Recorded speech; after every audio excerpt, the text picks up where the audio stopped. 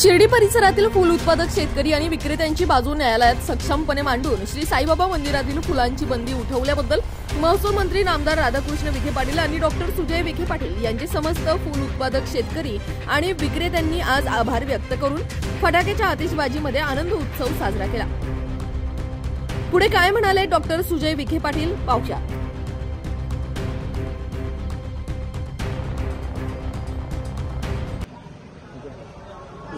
आज अनेक महिन्यांपासून चालत असलेला न्यायालयीन लढा जो सर्वसामान्य शेतकऱ्यांचा होता, फूल विक्रेते कार्यकर्त्यांचा होता आणि साई भक्तांचा होता, अशा लढ्याला आज यश मिळालं। माननीय उच्च न्यायालय औरंगाबादने त्या ठिकाणी निकाल दिला आणि साई मंदिरमध्ये परत एकदा फूल आणि हाराला परवानगी देण्याचा निर्णय माननीय उच्च न्यायालयाने घेतला। त्याबद्दल मी त्यांचे मनापासून आभार व्यक्त करतो। या लढ्यामध्ये राहता तालुका कृषी उत्पन्न बाजार समिती माननीय नामदार राधाकृष्ण विखे पाटील साहेब यांच्या नेतृत्वाखाली दाखल केलेली शेतकऱ्यांच्या माध्यमातून असलेली याचिका आणि त्या याचिकेवर सुनवाई घेत असताना कोर्टाने दिलेला निर्णय या गोष्टी सिद्ध करते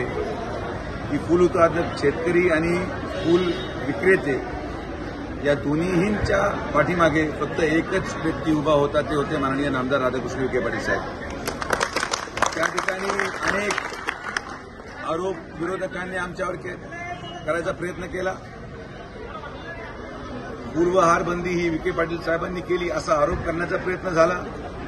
पण हे सगळे विरोधक विसरून गेले की ज्या माणसाच्या पाठीमागे गेले 35 वर्षे साईबाबा खंबीरपणे उभा आहे, ज्या माणसाचा पाठीमागे 35 वर्ष बाबांचा आशीर्वाद आहे,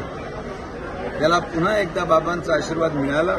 आणि म्हणून माननीय नामदार राधाकृष्ण विखे पाटील साहेबांना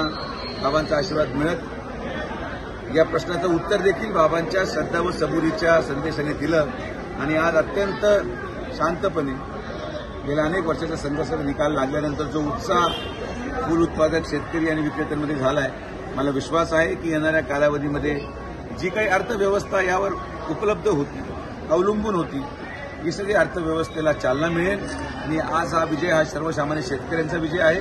फूल विक्रेत्यांच्या सर्वसामान्य घरातल्या कुटुंबांच्या प्रार्थनाचा विजय आहे आणि या सगळ्यांच्या पाठीमागे मी विश्वास व्यक्त करतो की माननीय नामदार राधाकृष्ण विखे पाटील साहेब या मतदारसंघामध्ये 1 लाखापेक्षा जास्त मताधिकारी निवडून येतील, याबाबतीत आता कुठलीही शंका राहिलेली नाही।